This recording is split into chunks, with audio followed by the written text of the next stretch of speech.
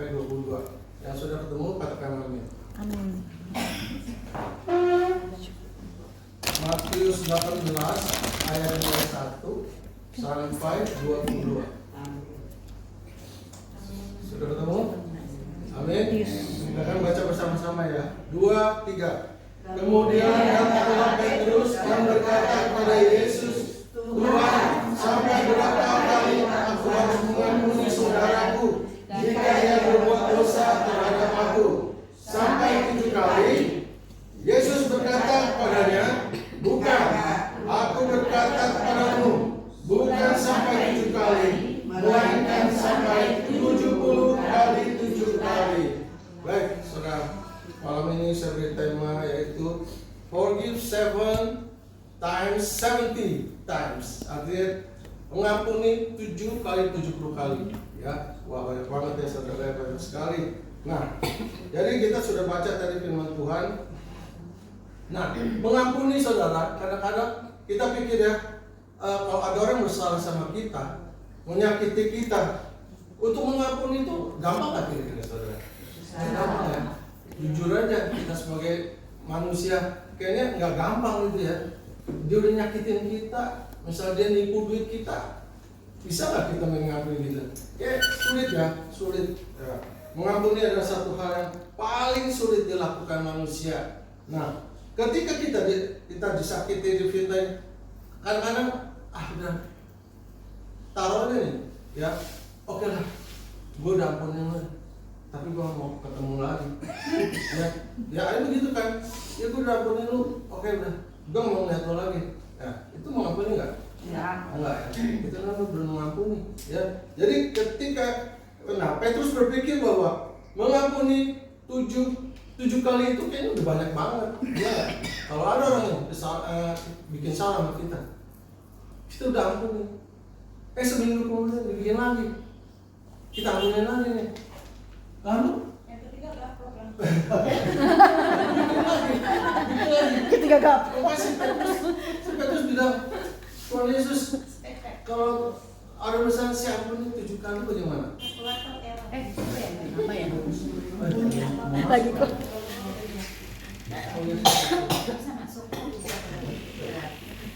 Lagi sih. Masuk. Aku pakai di situ. Mau masuk? Oh iya, masuk. Ya. Orang gimana yang ternyata mengampuni, diampuni kayak teman tetangga ya. Semoga tidak sama. Baru mengampuni. 14.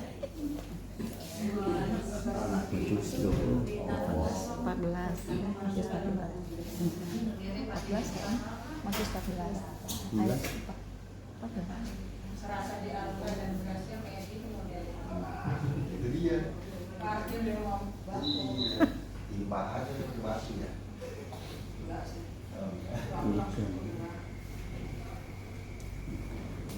Nah, banyak ayatnya sangat. Coba dengar. Matius 14. Sama aja, sama aja. Matius 14 ya. Matius 18. 18. Kita nanti.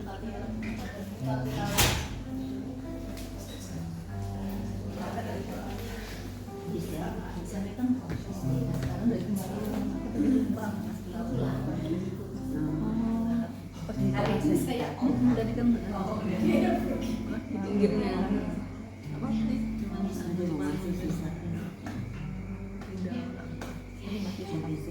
Ya. Ayat berapa? Ayat 21.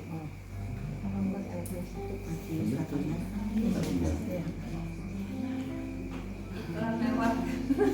Ini videonya sebentar. Video. Nunggu.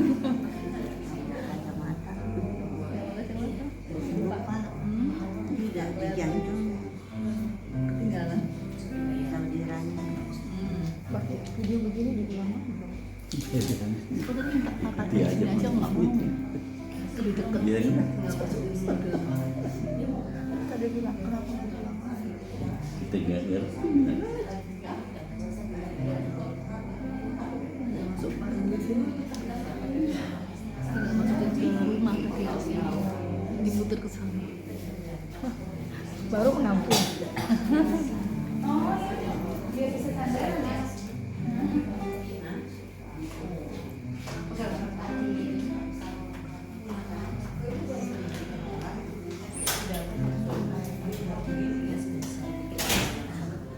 Kalau dia jauh, kita selalu. Baik, baik, saya ulang lagi. Nah, sini sih.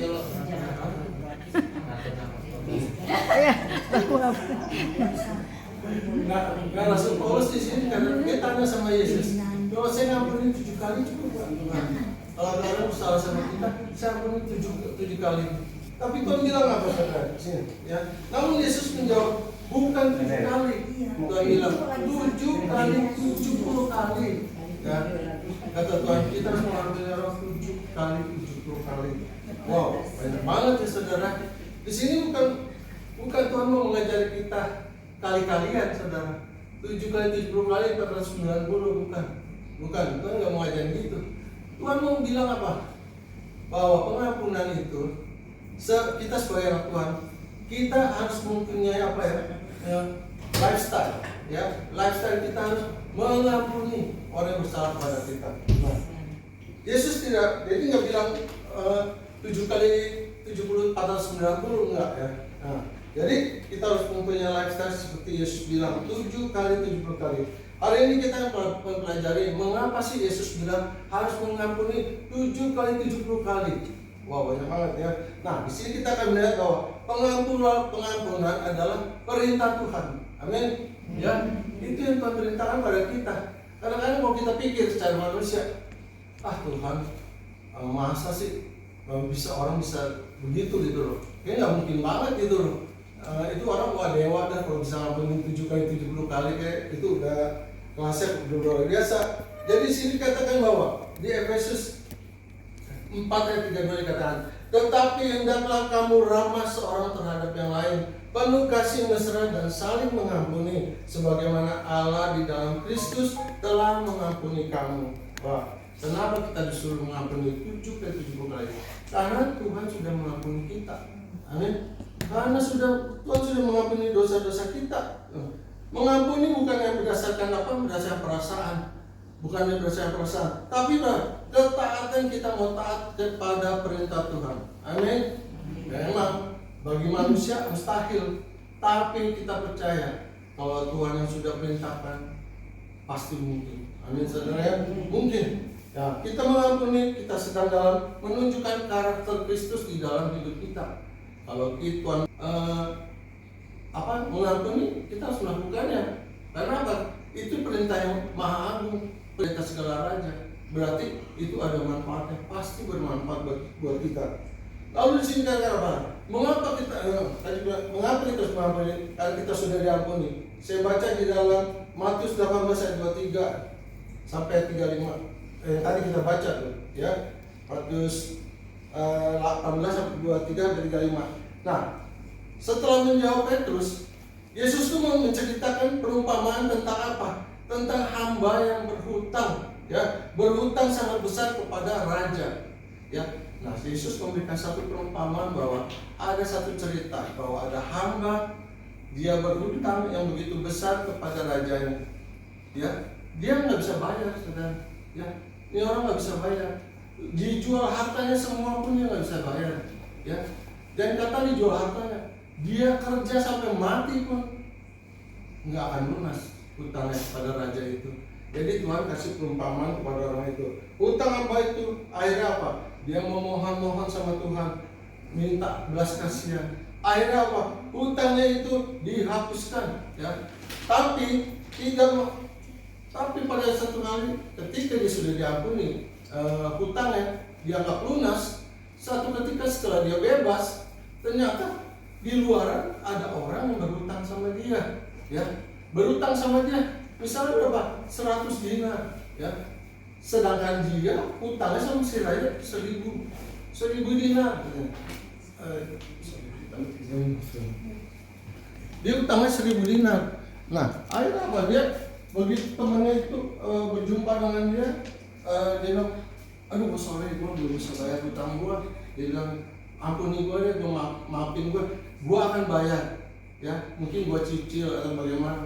Oh dia nggak bisa, kata dia nih yang sudah diampuni oleh raja, dia nggak bisa. Lu pokoknya harus bayar sekarang sampai daerah sekitar dia. Lu mau bayar nggak? Lu sampai begini.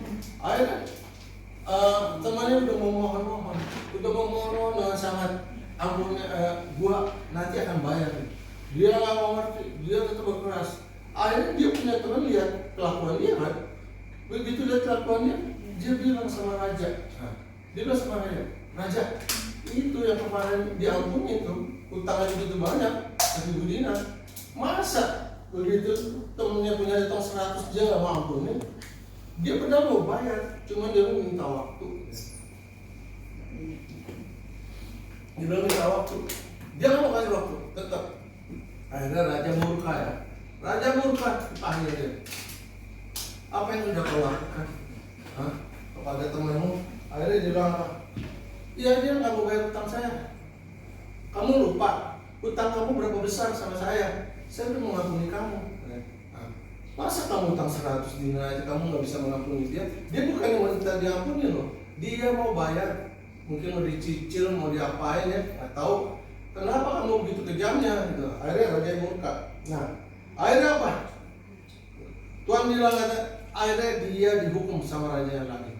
Berarti hutang kamu juga tidak akan saya hapuskan, karena kamu yang hutang segitu kamu nggak hapusin. Ini gambaran apa saudara? Ini gambaran kalau kita nih hutang dosa kita aja banyak aja kira. Banyak, bukan banyak. Banyak banget. Ya, kalau dihitung nih dari saya lahir sampai sekarang nih, saya masih ada salahnya juga. Kita belum ada yang sempurna, amin. Kita masih bisa jatuh dalam dosa, ya masih bisa. Jadi nggak ada yang sempurna. Jadi kenapa kita harus mengampuni? Karena Tuhan sudah terlebih dahulu mengampuni kita, ya. Yang dosanya banyak banget, ya kalau dihitung nggak kehitung lagi, ya nggak kehitung. Jadi pengampunan itu membebaskan hati kita, amin. Kalau kita punya hutang yang kita nggak bisa bayar, tiba-tiba ada orang yang membayar, melunasinya, menghapus dosa kita, menghapus hutang dosa kita, bahagia gak kita? Kita bahagia, gembira. Jadi penghapusan membebaskan kita, ya dari belenggu. Kalau kita ini sekarang sebagai anak Tuhan, kita sudah dibebaskan dari belenggu dosa kita. Yang dulunya kita masih terikat dosa, ya. Yang dulunya kita masih melakukan yang tidak berkenan di hadapan Tuhan. Tapi Tuhan sudah mengampuni semua. Tuhan bilang apa? Alkitab katakan, kita sudah diampuni dosa kita yang lalu, sekarang, dan yang akan datang. Coba, luar biasa nggak? Itu jadi Tuhan. Ya, baca percaya kepadanya. Dosanya sudah diampuni. Dulu, sekarang, dan masa yang akan datang. Wow. Kenapa sampai akan datang? Karena kita masih hidup. Kita masih hidup di dalam daging. Bisa aja toh? Bisa nggak? Bisa. Sangat bisa. Saya ada teman saya, dia tuh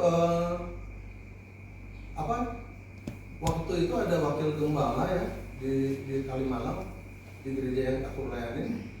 Itu wakil gembalanya memang udah ada umur juga, dia orang dari Flores. Akhirnya dia tuh mungkin mau merit kali ya, cuman dia gimana, akhirnya ketemu, dia udah wakil gembala itu. Dia ketemu sama cewek, mungkin udah ada umur juga gitu.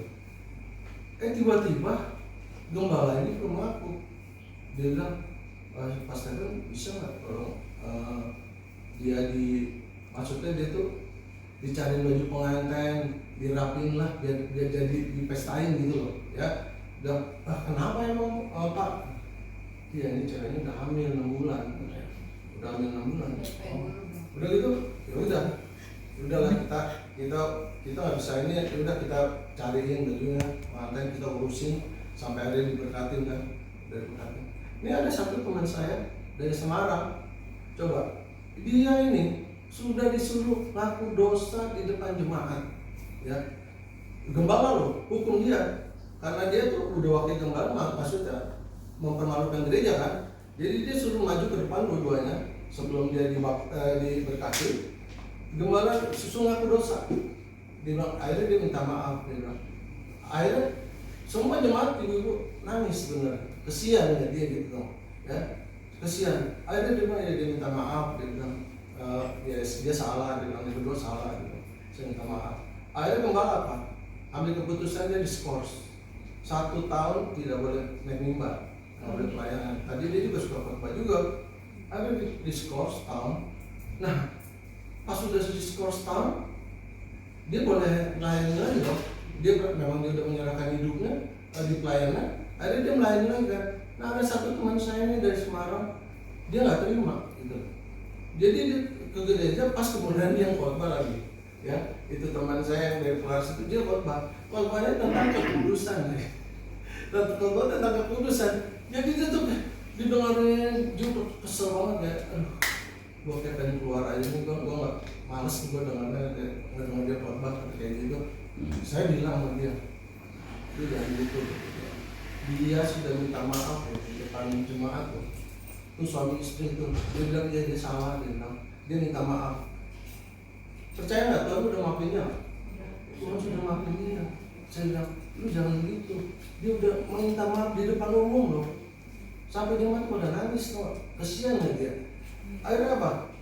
Dia masih nggak mau maafin, masih sebel aja sama dia, munafik, gini-gini. Saya bilang gini, nggak boleh begitu loh. Nih, gua kasih tau lo ya. Hari ini mungkin dia yang salah. Besok bisa kita, bisa kita ini nggak kebal, saya bilang nggak kebal. Bukan kita udah orang suci, enggak. Hari ini dia besok bisa kita loh, gue bilang. Akhirnya apa? Bener aja. Ada sebulan kemudian ternyata dia ngegelapin uang. Dia buka bengkel, dia nyimpen itu loh, spare part motor Honda gitu kan, olinya gitu. Ternyata tuh dia jual lagi ke orang, harganya miring. Nah, jadi dia tuh udah kepake, dapat kan dia duit. Akhirnya dia nggak bayar tuh. Akhirnya apa? Dicari sama debt collector namanya. Akhirnya apa? Ketangkapnya di Semarang. Akhirnya di penjara dia. Saya bilang, itulah. Saya bilang, kita Tuhan bilang mau makan 7 kali, 70 kali. Itu bukan satu kebetulan Tuhan bilang begitu.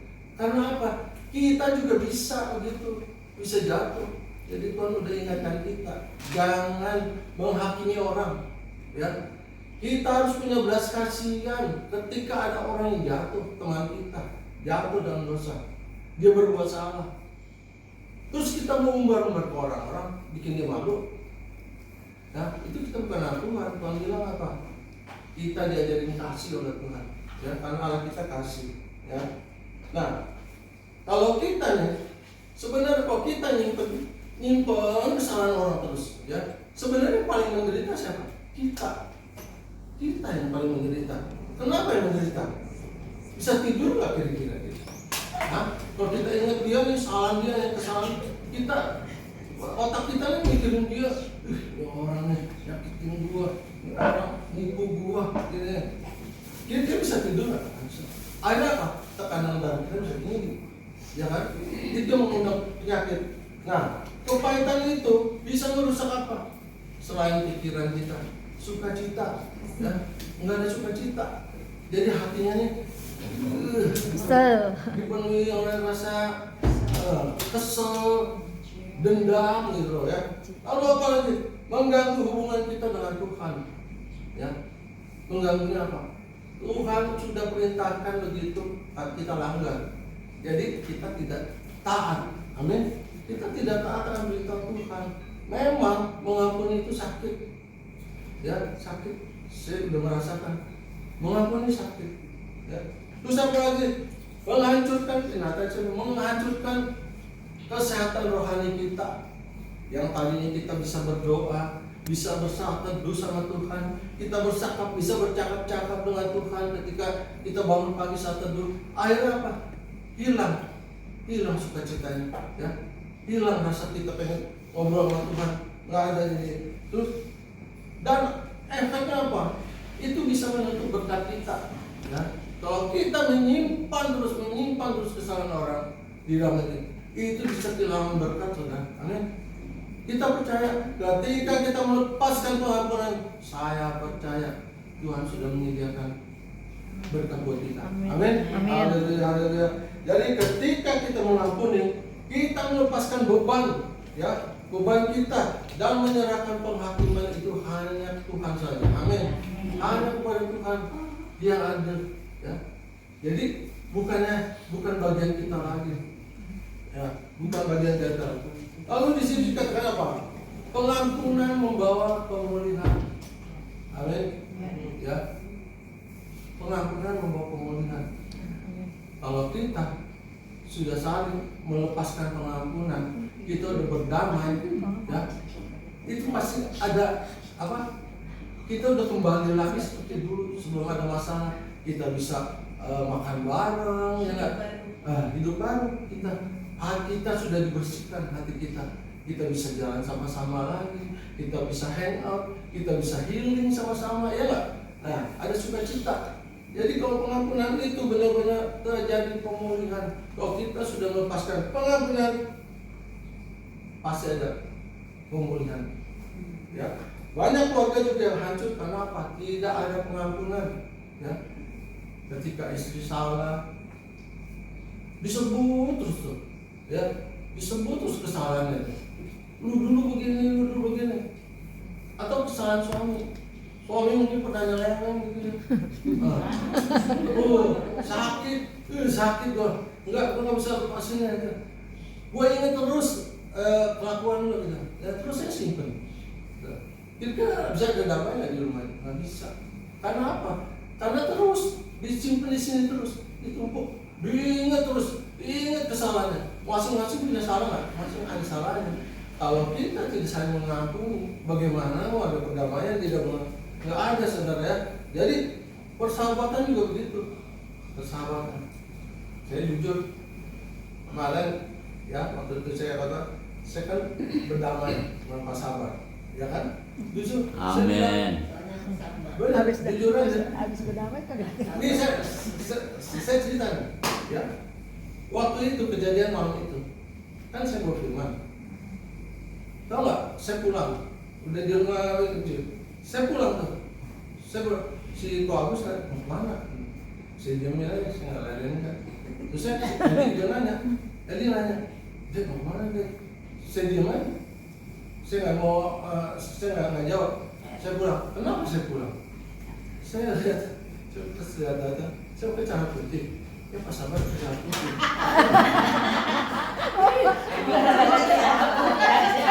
Besti. Tapi kan dia lagi Oh iya. Besti. Saya kesel. Jujur, saya kesel. Sebagai manusia saya kesel. Karena saya sedang ada masalah sama dia, ya, sedang bermasalah. Jadi begitu saya datang, kok kesalahan putih?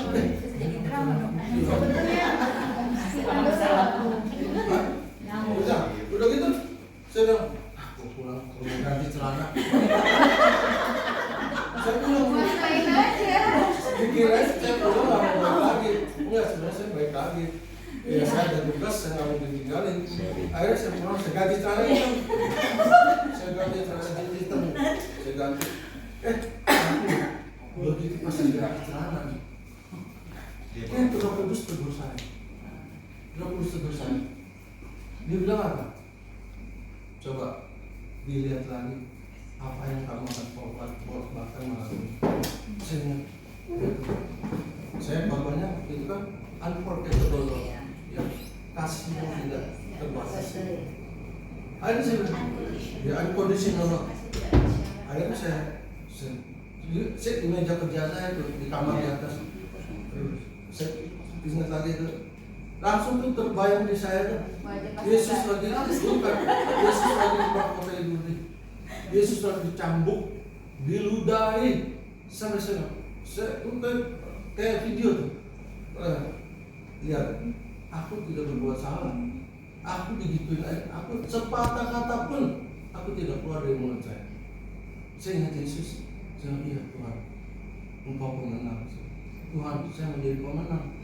Nanti sebelum saya diri di bawah firman, saya mau berdamai. Saya mau berdamai dengan sahabat. Saya mau layak Tuhan di hadapan Tuhan.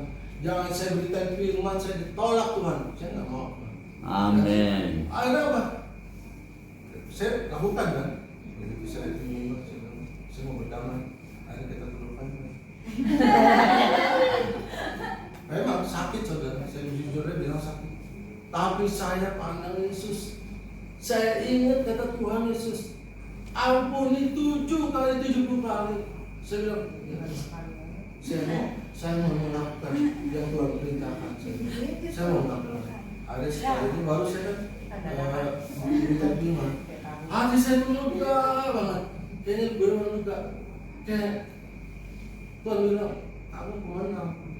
Kamu kemana? Saya doa di atas tuh dikala saya nangis. Tuhan beri kekuatan Tuhan. Beri saya hatimu Tuhan. Biar saya bisa berdamai dengan sahabat. Saya mau berdamai. Saya mau jadi pemenang Tuhan. Sudah. Akhirnya jadi pengampunan membawa pemulihan. Amin. Ya, amin. Membawa pemulihan. Jadi ketika kita mengampuni orang, ya, hubungan kita tuh dipulihkan. Ya, yang tadinya kita nggak bertegur sapa, kita bertegur sapa. Ya, seperti dulu kita ingin bertemu dia ini. Nah, terus damai sejahtera juga hadir dalam hidup kita. Karena apa? Segala sampah yang di dalam hati kita sudah buang. Amin. Kita sudah bersihkan sampah-sampah yang di dalam hati kita. Kita mau apa? Kita mau damai, mau hidup damai. Ya, damai hadir. Ya, kasih. Kalau kita sudah lepaskan apa, maka kasih itu akan bertumbuh, saudara. Ya, akan bertumbuh dan akhirnya nama Tuhan dipermuliakan. Amin. Kita bangga jadi anak Tuhan. Ya, kenapa? Kita mau melakukan yang Tuhan suruh. Ya, yang Tuhan beri tugaskan kepada kita mau lakukan. Akhirnya apa? Kita jadi pemenang. Amin. Kita semua mau jadi pemenang. Amin. Ya, lakukan dengan Tuhan. Nah, Emang sih coba menurut kalian, ketika kita memandang salib, apa sih yang ada di pikiran kita? Coba saya mau tanya, ketika kita memandang salib, apa yang ada di pikiran kita? Pengorbanan. Ya. Jadi, kalau menurut saya, saya berpikir bahwa sebenarnya saya lah orang yang harus tergantung di sana. Amin. Jadi ingat, kalau kita lihat salib, ingat, kita seluruh dosa kita sudah diampuni Tuhan. Amin. Dan Dia sudah mengampuni semua dosa kita. Luar biasa Allah kita yang kasih. Dia sudah mengampuni seluruh dosa kita. Jadi ketika kita melihat salib, terima kasih Tuhan. Ya, kalau Tuhan nggak tergantung di sana sih, bagaimana hidup kita? Ya, bagaimana kita mempertanggungjawabkan seluruh dosa kita? Mau bayar pakai apa coba? Ya, mau bayar kebaikan? Seberapa banyak kita sih punya kebaikan? Kalau kita dihitung dari lahir kita sampai hari ini, kira-kira kalau ditimbang banyak yang mana? Jahatnya atau baiknya? Pasti jahat.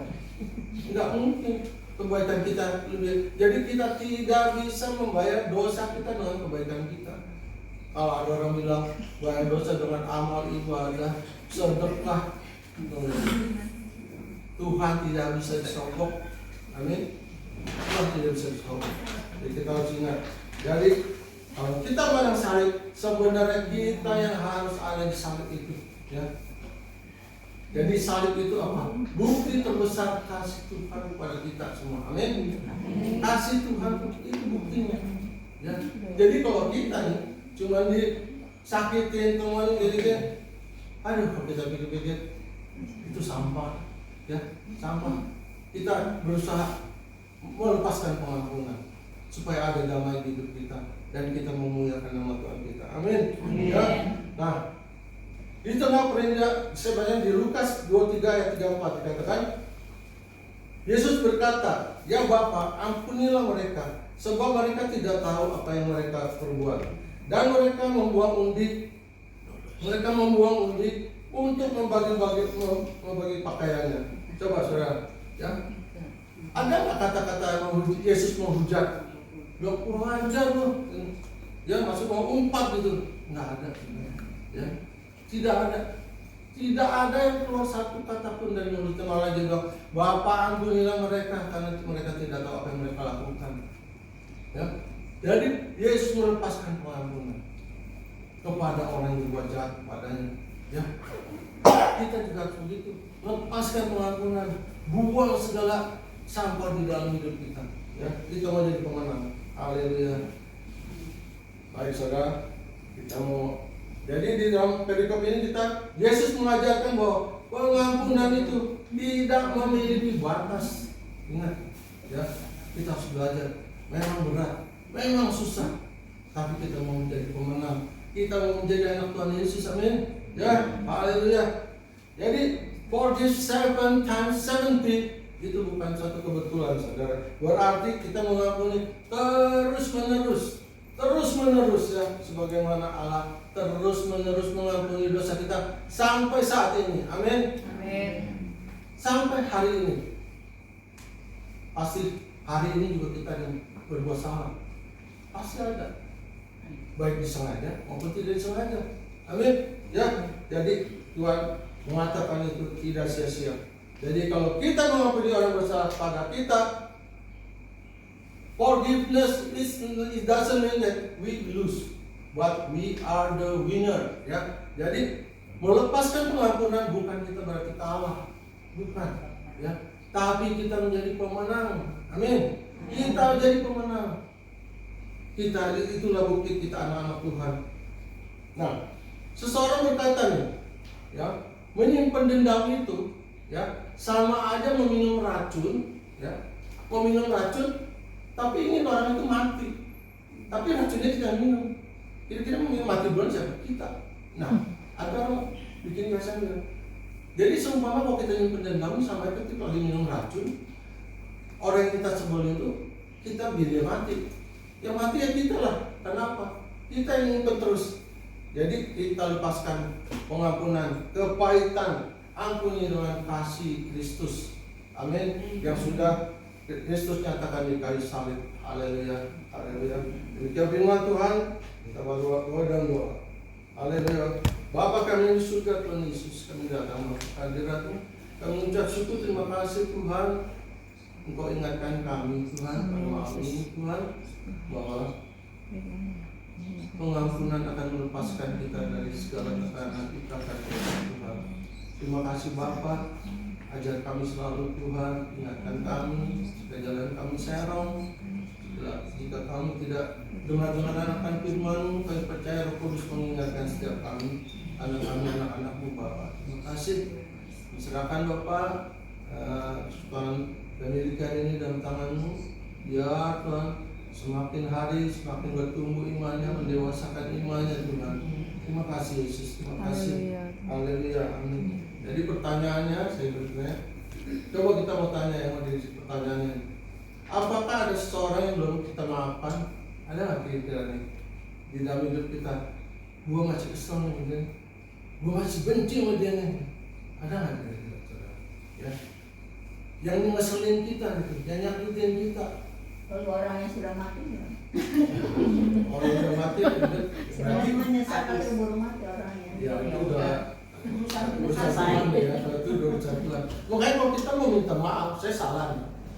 Misalnya saya salah, saya mau minta maaf nih orang. Sekarang, misalnya Allah nih, aku salah nih Allah. Kalau mau minta maaf sekarang, Allah masih hidup, ya, dan saya juga masih hidup. Tapi kalau saya udah terlambat, Oma. Kalau saya sampai dipanggil Tuhan sebelum minta maaf, terlambat.